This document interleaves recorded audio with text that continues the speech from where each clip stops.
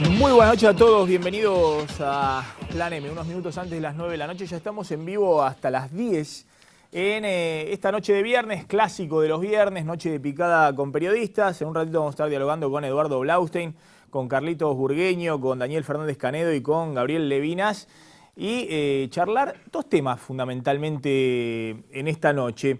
Por un lado hay mucha incertidumbre qué puede pasar después de octubre, después de la elección del 27 de octubre. En un ratito les voy a mostrar las últimas encuestas sobre lo que está sucediendo en la provincia de Buenos Aires y también por qué una mayoría de votantes vota Massa, por qué otro segmento vota Insaurralde, por qué se eligen a los candidatos en la provincia de Buenos Aires. Y la carrera del 2015, en cualquiera de los escenarios de esas encuestas, se la ve una presidenta después del 27 de octubre por lo menos electoralmente disminuida.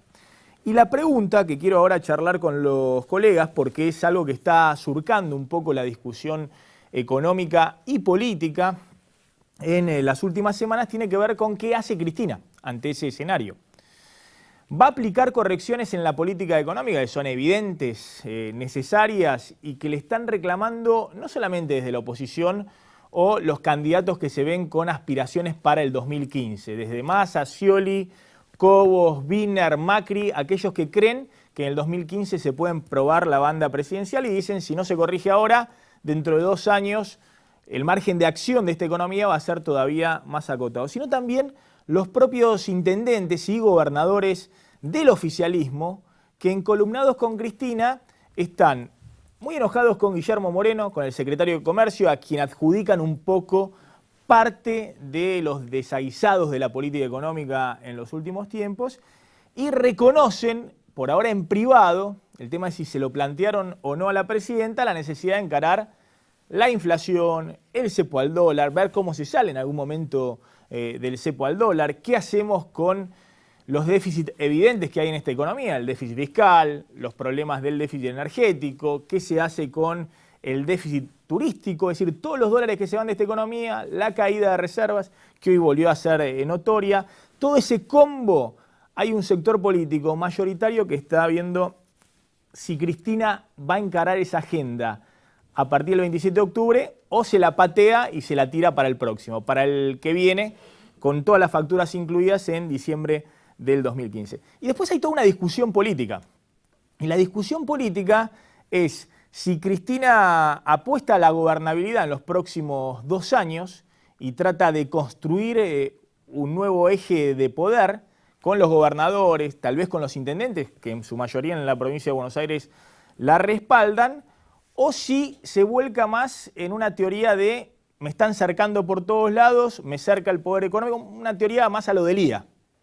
Estoy casi en un golpe institucional en ciernes, se victimiza y gobierna con la idea de la victimización. No me votan el presupuesto, no me dan quórum para tal o cual ley, así no se puede gobernar. ¿Qué va a hacer Cristina después de octubre? Es el tema principal que vamos a discutir esta noche. Y ya estamos con Gabriel Levinas, director de PlazaDeMayo.com, asiduo visitante a estas picadas, gran participante de estas comilonas, Daniel Fernández Canedo, editor del diario Clarín, periodista especializado en economía, Eduardo Blaustein, periodista, escritor, autor de Años de Rabia. Un ratito vamos a hablar de este último libro de Blaustein, que es un especialista también en medios y ha tenido varias publicaciones sobre periodismo en Argentina, el periodismo, los medios y las batallas del kirchnerismo, ediciones B. Gracias, Eduardo, por venir esta noche. Hace tiempo que no te veía. Y Carlitos Burgueño, periodista de ámbito financiero, también especializado en economía, periodista de la red con Rial. Después tenemos un poquito del anticipo de la entrevista de Rial con la presidenta de este fin de semana, que hizo y que se va a publicar primero en América y después, que se va a emitir primero en América y después en Canal 7. Bueno, a ver, discutamos un poco esto. Ahora van a haber algunas encuestas que ratifican que hay un gobierno que electoralmente ha perdido gran parte del capital político que tenía 2 años atrás. Y después vamos a ver algunos números que muestran que hay una agenda muy pesada para encarar al día siguiente del 27 de octubre. Y es una agenda, yo tenía la información, hoy está reflejada en varios diarios, que hay intendentes muy pesados del Gran Buenos Aires, gobernadores que le están diciendo a Cristina, encaremos esta agenda, porque si no seguimos perdiendo capital político en el futuro. ¿Cómo están viendo este combo? Daniel Fernández Canedo. Bueno, me parece que hay tres números que son que marcan un poco lo que puede venir después, ¿no? Uno de los números es que el año que viene Argentina va a necesitar entre 12.000 a 14.000 millones de dólares para importar combustible, energía, nada más. Esto implica que buena parte de lo que sean las exportaciones de soja, todo lo que ha sido en los últimos años el viento de cola con los buenos precios de la soja y la buena producción de la soja, en gran medida se lo va a llevar, por un lado, la importación de combustible. Hay otro número que me parece que hay que seguir de cerca, que es la montaña de subsidios que el gobierno vino otorgando para mantener quietas las tarifas de luz y gas, especialmente en la capital federal de Gran Buenos Aires. Déjame hacer un paréntesis, porque sí, esto lo tomo prestado del colega Willy Cohen, pero circuló en la web. La vuelta en Calecita, sí, entre 3 y 5 pesos. Capital de Gran Buenos Aires, alguno me dijo el otro día que la pagaba 6 pesos la vuelta en Calecita. Sí. Boleto de colectivo, 1,70. Sí. Es decir, 3 boletos de colectivo, una vuelta en Calecita. Claro. La Calecita está muy cara. Boleto de subte, que Macri ahora lo quiere volver a subir y todos arman un escándalo, 2,50. Sí, sí. La mitad de una vuelta en Calecita. Algo pasa con las tarifas. Es decir, eso no sale gratis. Alguien pone la diferencia, ¿quién lo pone? El Estado con miles de millones de subsidios. La conclusión es que hay que subsidiar la vuelta en Calecita. Claro. Yo decía el otro día en una charla, ante este panorama, si vos el 27 de octubre llegás a la conclusión de que hay que congelar los precios de la Calecita o hacer un acuerdo de precios con la Calecita, volvés a errar en el diagnóstico. Exactamente. Es una Calecita destituyente. No, porque ahí lo que haría sería en realidad seguir inflando este número, que el año pasado fue de 100.000 millones de pesos, y este año, en 7 meses, ya se iba a subido el 46%. ¿no? O sea, una montaña que en algún momento hay que financiar, que se viene financiando en parte con la buena recaudación, pero aparte la Argentina dio un salto espectacular en términos de presión impositiva, ¿no? O sea, todo el mundo paga más impuestos de lo que paga antes. Y después el tercer número me parece que es claro, ese de las reservas que hoy, quebró el piso de los 35.000 millones de dólares, la reserva del Banco Central, y que lo que se viene viendo es que tiene un solo camino, que es el descenso. ¿no? Mirá, tenemos esto es un tema muy serio a tener en cuenta. Está justamente el dato de las reservas. ¿Y por qué son importantes las reservas? Porque es lo que le da margen de maniobra a un gobierno como el argentino. Australia y Canadá no necesitan reserva, pues nadie corre contra la moneda. Sí. Kirchner fue el primero que interpretó en esta nueva era, después de la devaluación 2001-2002, que tenía que tener mucha reserva para tener margen mayor. Tenía que tener también superávit fiscal. Mirá lo que ha pasado con las reservas. 52.000 millones de dólares en diciembre del 2011, es decir, cuando Cristina entra al año electoral de su reelección. 47.000 millones cuando ponen el cepo. 43.000 millones a principio de este año y 34.813 millones hoy. Sí. Es decir, hoy tenés prácticamente 8.000 millones de dólares menos de como comenzaste el año y 17.000 millones de dólares menos de lo que era a principios de 2011. Sí, se ha estrechado mucho el margen de maniobra. Las reservas cayeron más del 30% en 2 años y medio. Sí, y aparte te demuestra la ineficiencia y la ineficacia del cepo cambiario. Esto de tratar de frenar por todos los medios las salidas, que lo que te determina es que podrás frenar y ralentizar un poco la salida de los dólares. Ahora, no ganas un dólar.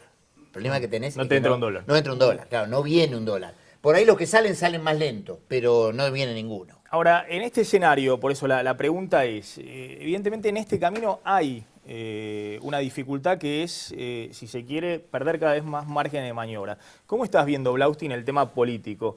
Ahora vamos a ver un poco las encuestas, ¿no? Lo que están dando para el 27 de octubre. Pero ¿ves a Cristina con alguna intención de corregir algo? Bueno, nadie le está pidiendo hacerte un ajuste brutal, nadie está pidiendo volver a los 90. Te respondo por etapas. Algunas señales son claras, tema de ganancias, monotributo, inversiones en ferrocarriles. Lo del déficit energético efectivamente es un desafío importantísimo que se está encarando con la lentitud y las pifias acumuladas en años anteriores, con inversiones de Chevron y de otras compañías extranjeras que anuncian presuntas inversiones. O sea que se están dando señales claras de respuesta. Lo que no sé es cuánto demoran los tiempos, porque son inversiones complejísimas de ir manejando. Yo acepto tu introducción y acepto los desafíos que afronta el kirchnerismo y hasta iría más hacia adelante, iría hasta el después del 2015, donde es verosímil la idea de que haya una derrota del kirchnerismo en las presidenciales Y entonces me pregunto qué va a ser de la representación del espacio kirchnerista, que es complejísimo, después del 2015. Creo que el kirchnerismo le aportó muchísimas cosas al país y que el desafío es preservar ese espacio para hacer política después del 2015. Pero déjame invertir tu introducción. Esta cosa que veo mucho en mucho periodismo de centrar todo únicamente en lo que esté haciendo el gobierno. A mí me preocupa mucho también qué está pasando en las alternativas de poder, en las alternativas políticas de poder, y no veo que nos estemos preocupando en preguntar y repreguntar cuáles son los proyectos concretos, bien dichos, y lo que ves más bien vacío o evasivas respecto a qué vas a hacer con la economía, cuál va a ser el rol del Estado, qué harías vos con el tema. Una cosa es señalar los problemas, Moreno, inflación, déficit energético, trenes, y yo veo que los candidatos responden con vaguedades o que se desdibujan o que se esconden.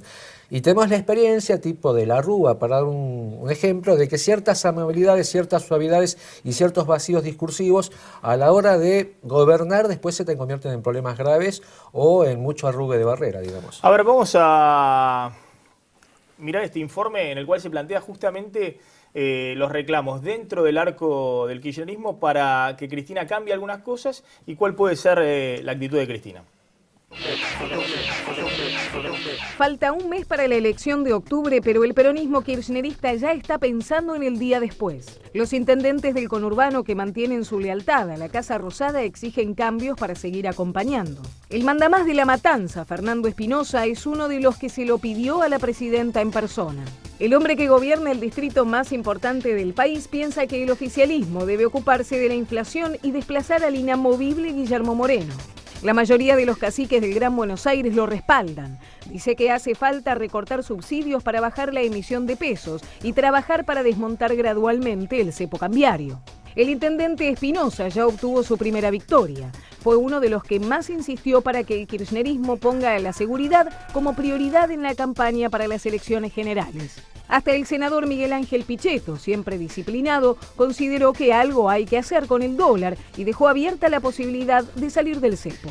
Daniel Scioli deja trascender que después de octubre Cristina dará un golpe de timón y habrá cambios en la economía.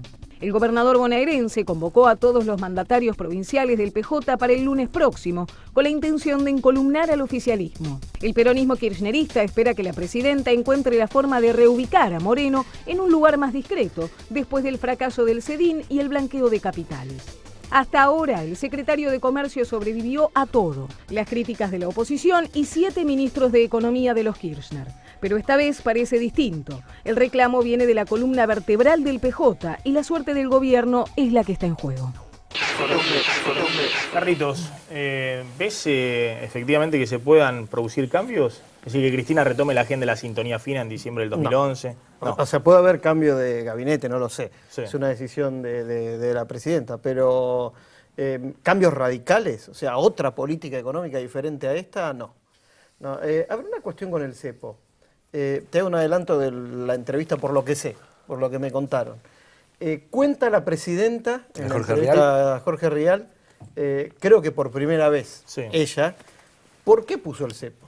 ¿Y qué dice? ¿No? Ella dice que el martes después de las elecciones de octubre tenía la información de que se venía un golpe financiero y que en una semana iban a sacar del sistema financiero casi 7.000 millones de dólares. Y que si no ponía el cepo, en menos de 10 días, la pérdida de reservas en una semana iba a ser igual a la pérdida de reservas desde octubre del 2011 a hoy, ¿no? Más lo que se pagó por deuda. Es la explicación de por qué se aplicó no dijo el cepo. quién le llevó esa interpretación, pues es muy interesante saberlo. Digamos, ¿quién fue el economista, que le dijo, claro, que le acercó ese escenario tan catastrofista? No sé si lo dijo, pero el que se lo acercó fue Kicillof y el que le dio la solución fue Moreno. ¿Pero eso lo dice en la entrevista, no? No sé, eso te lo... Porque yo te digo que Moreno dice que él no puso el cepo. No, el cepo lo puso. Él dice que lo puso Marcó del Pont. Sí. Y Kicillof dice también que fue Marcó del Pont, que él no fue. El cepo, la medida. El cepo pero la decisión de tomar una... No, pero que la decisión del cepo, la idea del cepo, la idea, o sea, el cepo fue un desastre, dice ahora Moreno. Y dice, fue Mercedes Marcó el Pont, no fui yo. Y lo mismo dice Kicillof. Kicillof dice esta idea de que había humo dentro de un boliche bailable y que a Mercedes Marcó del Pon se le ocurrió cerrar la puerta, la ventana, para que no salga nadie. Sí, Y ahora están todos colgados de la lámpara. Pero en eso Moreno no puede decir yo no fui en términos de que fue el ejecutor más firme, administrando las importaciones, frenando, Operaba. autorizando algunas y no autorizando otras, actuando sobre el tema combustible. Moreno no fue un personaje menor en el cepo. Digo, más allá de que lo haya podido aplicar Mercedes Marcó del Pon, me parece que Moreno fue un jugador central en términos de qué es el dólar que se gasta para la importación y qué dólar no se gasta. Es el que visitaba las casas de cambio, Claro, el que dijo exactamente. volvamos a 5, cosas Es por el que dijo el dólar a 6,50 en la cueva. Claro. Pero, a ver, antes del cepo, o sea, en las elecciones de octubre, para atrás, ya venía el problema con el dólar. La fuga de ¿no? capitales, claro. La fuga de capitales. Que en el 2011 fue muy pronunciada, pero venía del 2007. Pero venía 50.000 del millones de 2007. dólares se fueron, sí. ¿No? Lo que dice la presidenta es que se iba a acelerar porque la querían presionar para una devaluación y que en esto estaban banqueros y sojeros. Y que por eso se tuvo que tomar una decisión. Y que la decisión fue restringir la salida de dólares, ¿no? El principio de una manera desorganizada y después legalmente organizada. Y que si no existiera el cepo hubiera sido peor. Bueno, es un Ahora, vuelvo a contrafáctico, que vuelvo a preguntar, la verdad que desde que se puso el cepo se le fueron 8.000 millones de dólares del sistema financiero. Bueno, vos fíjate de que depositantes que se su le teoría llevaron los es- depósitos. su teoría 8.000 millones de dólares es se que fueron. se iban a ir 7.000 en 10 días, 15 Y días. pero, qué sé yo. Bueno. Les vuelvo a preguntar, digo, acá hay mayoría de periodistas económicos y con buenos contactos, que no es Sí. mi palo para nada. ¿Qué dicen los economistas que asesoran a Massa u otros espacios, más allá de cierta heterogeneidad? Bueno, hoy no podés, ¿Cómo, sobre el cómo cepo, se sale? Sí. y del cepo no ¿De podés esto salir. o de hoy. otras cuestiones? Del cepo hoy no podés salir. Si vos levantás el cepo A aunque 580, venga a 580 te compra todo el mundo. Es decir, si hay un precio barato, que es lo único que quedó barato en la economía, la sensación, pero aparte porque ves, todo aumentó 350% la inflación desde el 2003 y el dólar oficial aumentó 75%. ¿Cuál es lo único que quedó barato? El dólar. El Y dólar. encima con la experiencia que tenemos los argentinos con el dólar.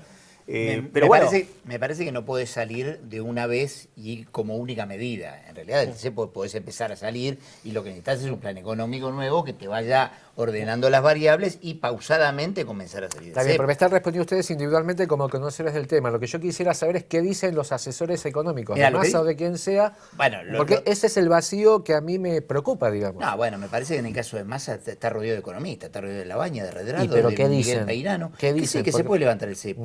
Por lo menos lo dijo Peirano públicamente, Pero no que se hoy. puede levantar el cepo, no hoy ni de una Lo que ellos de dicen, única creo, vez. creo, estoy tratando de interpretar De lo que- traducirlos. lo primero que hay que hacer es bajar la inflación, porque con inflación no se puede salir del cepo.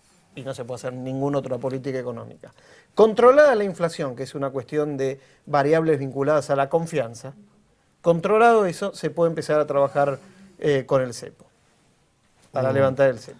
A mí me Eso, parece... la inflación a ver, pero más allá de confianza me eso, parece medio- más allá de eso, acá la discusión principal es ningún político, ninguno, Menem no quería devaluar, nadie quiere devaluar. Cualquier político que devalúa sabe que Se le empioja la cuestión. se le disuelve Tira su para abajo capital los salarios. político. Entonces ningún político, más allá de los factores de poder. Entonces, lo que están viendo en la oposición, ninguno quiere devaluar. Quiere en todo caso que lo haga Cristina. Y Cristina no quiere devaluar, pero viene devaluando fuerte en el último año. El dólar subió, cuando estaba en el cepo era 4.50, hoy está con 5.80 y parece barato. 30 Esta es la otra y- discusión, que cuando se puso el cepo, a todos nos parecía que un dólar a 5.50 era un dólar ya razonable, y que un dólar a 6 era caro. Hoy parece que un dólar a 6 se sigue viendo como barato. Bueno, ¿qué pasó en el medio? Y para mí te equivocaste, hubo mala praxis de la política económica, ¿no? No tiene que ver con una cuestión ideológica, mala praxis. Eso claro. Directa. Y alguien leyó, por eso me interesaba saber quién fue el que la asustó a Cristina. Porque si alguien te dice, en una semana se llevan 7.000 millones de dólares, alguien te está tirando un escenario catastrofista y te asusta. Quisiera suponer que no recurre a una sola fuente, porque entonces ahí sí que me preocupa un poco más. Me parece que ya aparte tiene, Gaby, tiene Pero además, opinión perdón, propia pero sobre este punto, creo que coincidían varios en el razonamiento. ¿En qué se podía ocurrir? En esa época, el principal referente económico que tenía el gobierno era Amado Vudú. Ahora nos olvidamos. Ahora Vudú estaba en contra del cepo. Vudú estaba en contra del cepo. Vudú tenía un plan totalmente distinto. Lo que se cuenta es que fue la primer gran derrota de Vudú, que no lo escucharon en ese momento. Es decir, un vudú que no es el de hoy. Vudú tendrá que responder en la justicia, sus problemas judiciales y demás, pero desde el punto de vista de la política económica, mi opinión es que fue realmente un gran problema que Vudú quedara totalmente desacreditado en términos políticos. Bueno, Vudú fue el que dijo, en 2 meses arreglamos con el Club de París, ¿no? O sea, Digo, había un sendero que la quería deuda con el iniciar Club de Vudú París. que no era ilógico. A la semana de ganar la elección, Vudú va con debido y anuncia la sintonía fina que anunció Cristina, recortar subsidios, achicar esto para no emitir tanto. Era el de manual, el ABC. Bueno, lo que pasa es que Vudú después se tiene que preocupar de qué hace Tiene con otro Chicones. problema. Sí. El tema de la política de esa época, subsidios pero- con la tragedia de 11 que queda ahí paralizado. Con Vudú, en una entrevista, mira, ya no me acuerdo ni si era en off, Sí. estoy violando un off, Sí. con Alejandra Gallo de Clarín y Martín Ganenguiser de La Nación, estábamos hablando, él nos planteaba la estrategia del gobierno para este mandato de Cristina Fernández de Kirchner para volver a tomar deuda de los mercados financieros internacionales, deuda voluntaria. Aplicada a la deuda. Gaby, ¿cómo? ¿Obra pública o- Para cubrir, los baches. claro, para empezar a reforzar las reservas, solucionar el tema del Club de París, solucionar el tema del CIAD. Ahora volvemos al tema económico, porque la verdad, lo que hay que decir es, no hay una cuestión ideológica. Cristina quería pagar en el 2008 cash al Club de París. Fue y tocó la campanita en Wall Street porque quería emitir deuda. Después vino Lehman Brothers y cambió totalmente y dijo el desendeudamiento y lo tomó como bandera política. Creo que el problema del kirchnerismo ha sido creerse su propio relato. Es decir, Vudú no es que es un ortodoxo y que la otra parte del gobierno es la revolución caminando, sino que ves ante cada problema cómo lo solucionás. Es decir, Evo Morales que toma deuda para refinanciar el 5% anual en dólares, los vencimientos de deuda, de capital, del crédito, no es un ortodoxo. Está aprovechando la circunstancia internacional. Pero después volvemos con ese tema, porque me parece que hay toda una discusión ahora si Cristina rectifica algunas cosas y vuelve a sentarse. ¿Qué piensa Lorenzino de esto? Lorenzino, que se dedicó en los últimos años a ver el tema de la deuda. Sí, él no quería. Estuvieron organizando con Vudú durante 2 años cómo hacían para salir no es tomar deuda, refinanciar el capital. No es la década del 90, ¿no? No Maxi, estamos hablando de ¿por tomar qué? endeudamiento para pagar salarios. Pero ¿por qué eligen a Lorenzino como ministro de Economía? Porque Porque es un tenía el experto en perfil finanzas financiero. internacionales. A ver, Gaby Levinas, ¿cómo está viendo, más allá de todo este berenjenal económico, a Cristina después de octubre? Ahora sí vamos a repasar las encuestas. Yo veo mal lo que está haciendo Cristina ahora. Me parece que Cristina no está tomando conciencia de lo que pasa en el país. El problema serio, yo escucho atentamente un tema que conozco poco, que es el de la economía, pero me doy cuenta que estamos en problemas serios y el problema significa que va a haber gente que la va a pasar mal. Es decir, mucha gente, que vos sabés que las estadísticas de cuántos pobres hay, cuántos indigentes, es una estadística muy discutible, pero sea cual fuere, yo me imagino que un montón hay una generación entera de chicos que no vieron a sus padres trabajar, pero los vieron recibir dinero. Acá el problema más serio que tuvo este gobierno es que si bien es cierto que había que socorrer a esa gente y hay que seguir haciéndolo todas las veces que haga falta y todo el tiempo que haga falta, no hubo un plan más sólido para que eso no sea permanente, digamos, para que de alguna manera esta gente pueda tener un futuro de trabajo digno y lógico. Eso no pasó. Eso realmente, yo conozco el interior del país, viajo cada tanto, sabés que el tema del miedo de los aborígenes siempre está presente y yo he visto comunidades enteras perder la capacidad de trabajar. Siguen recibiendo más dinero que antes, están en alguna medida mejor, en el sentido de que hoy tienen asegurado que todo el mes comen, o casi todo el mes comen. No hablo en todos lados, pero en algunos lugares eso es así. Pero antes esa gente tenía otras alternativas. Si no recibían dinero del Estado, podían cazar, podían pescar, tenían changas para hacer. Todo eso desapareció, no saben ni cómo hacerlo. Y estamos hablando de por ahí, algunos creen que es una población marginal, pero estoy hablando de Chaco, Formosa, Pero Salta. Gaby, ahí le estás endilgando exclusivamente al kirchnerismo. No estoy endilgando a nadie. Lo que Estoy pasó, la haciendo- transformación estructural que significó la soja. No, pero Que la soja, sacó a perdón. todos de los campos. No, la soja es otro tema. Ahí en esos lugares que yo te estoy hablando, por ejemplo, la soja tiene un efecto indirecto, es decir, no es que ahí se planta soja, sino que en todo caso ahí se va a parar la ganadería que antes estaba donde ahora se planta la soja. Pero ese no es el problema serio, porque digamos, trabajo ahora tendría que haber más que el que había, y de hecho no lo hay.